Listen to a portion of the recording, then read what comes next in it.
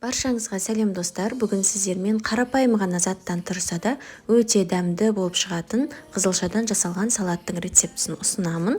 Менімен бірге видеоны соңына дейін көріңіздер. Бұл салатты дайындау үшін мен 2 қызылшаны пайдаландым. Осы қызылшамызды ірі бөліктерге бөліп шығамыз. Орташа қалыңдықта. Видеода көрсетілгендей етіп кессеңіздер болады.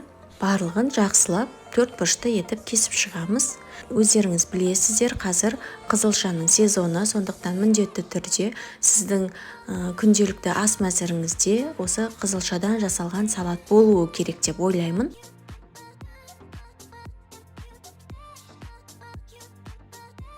Одан кейін үстіне ас көгімізді қосатын боламыз. Кез келген ас көкті қосып пайдалана берсеңіздер болады.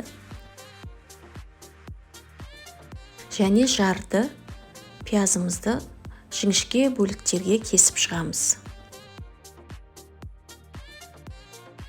Осылай барлығын жіңішке етіп кесіп шықтық. Енді осы пиязымызды жіңішке бөліктерін бір-бірінен ажырататын боламыз. Құрметті достар, менің каналымда байқасаңыздар өте жеңіл рецепттер, оңай жасалатын және сіздің уақытыңызды алмайтын рецепттер өте көп. Сондықтан міндетті түрде менің каналыма тіркеліп қойыңыздар. Және үстіне 4 ас қасық жүгеріні салдым.